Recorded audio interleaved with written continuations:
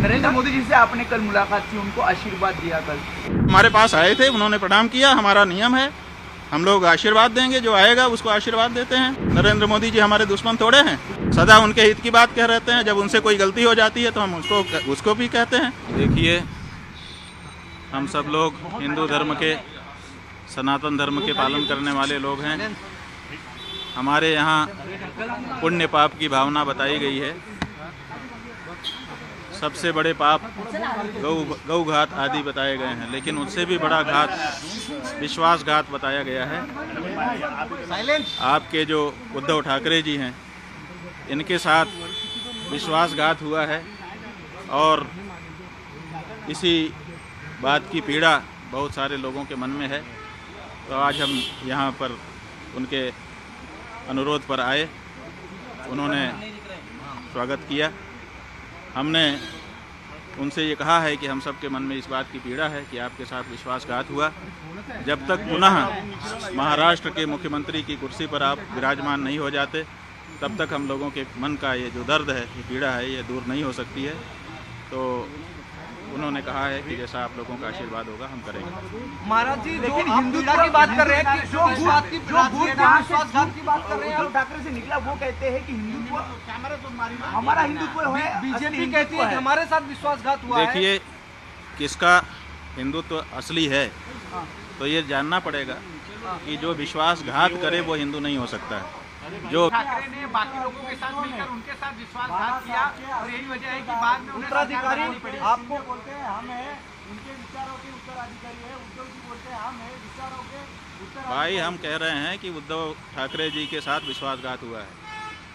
अब इसे में आप समझ लीजिए। ये बीजेपी ने, इसलिए पूरे महाराष्ट्र की जनता इस बात से पीड़ित है। सबके मन में इस बात का दर्द है। चुनाव में इस बात का पता भी चल चुका है। अब तो ये बात प्रमाणित हो चुकी है कि महाराष्ट्र की जनता इस बात को मानती है कि उद्धव ठाकरे जी के साथ विश्वासघात हुआ है और ये ठीक नहीं है। ये जनता का भी अनादर है। जनता जिसके लिए बहुमत देती है उसको उसके समय तक के लिए बनाए रखना चाहिए। बीच में सरकार को तोड़ देना और बीच में जनमत का अनादर करना, ये अच्छी चीज नहीं है। राज्य का भाजपा कहता है कि हिंदुत्व तो हम शंकराचार्य जो है बयानबाजी को लेकर कैसे हमारा हिंदुत्व ही। भाई, शंकराचार्य की बात नहीं है। शंकराचार्य जी क्या कहेंगे? जो सच होगा तो वही तो कहेंगे। हमें राजनीति से लेना देना नहीं है, लेकिन विश्वासघात तो हमारे यहाँ पाप बताया गया है। ये तो धर्म का मामला है ना, पाप और पुण्य। और इस बारे में कौन बोलेगा? राजनेता बोलेगा। इस बात में तो धर्माचारी ही बोलेगा। महाराज जी, जो पूजा हुई,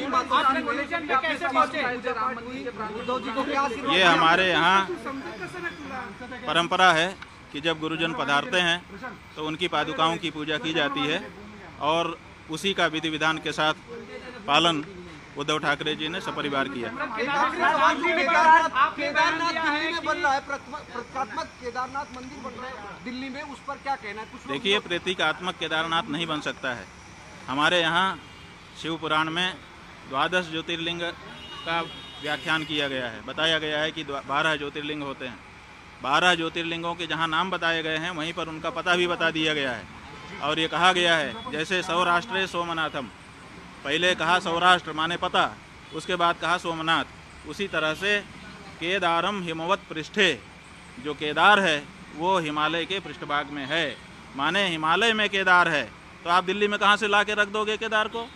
जब पता साफ साफ बताया गया है कि ये यहाँ लोकेटेड है, तो आप उसका लोकेशन क्यों बदलना चाहते हैं? क्यों जनता को भ्रम में डालना चाहते हैं?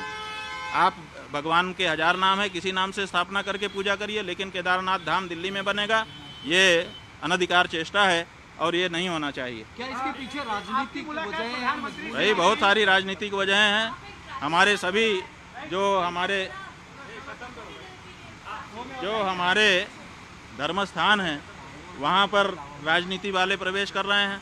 और अब हमारे धर्म स्थान में जहाँ प्रवेश करने में दिक्कत हो रही है, आप केदारनाथ में देखिए 228 किलो सोने का घोटाला हो गया। आप पत्रकार लोग क्यों नहीं उठाते हो? तो जब वहाँ पर घोटाला हो गया तो अब आप दिल्ली में केदारनाथ बना लोगे, वहाँ पर फिर दूसरा घोटाला करोगे। 228 किलो सोना केदारनाथ से गायब कर दिया गया। ये कहाँ का नियम है? क्यों नहीं उठाते हो प्रेस वाले इस बात को? आज तक कोई जांच तक नहीं बैठाई गई। 228 किलो सोना का घोटाला केदारनाथ में हो गया। जिन लोगों ने कौन जिम्मेदार है? क्यों इस बारे में जांच नहीं होती है? क्यों भाई इस बारे में निर्णय नहीं होता है? और अब आप कहेंगे हम दिल्ली में ही केदारनाथ बना लेंगे, ये नहीं हो सकता। नरेंद्र मोदी जी से आपने कल मुलाकात की, उनको आशीर्वाद दिया कल?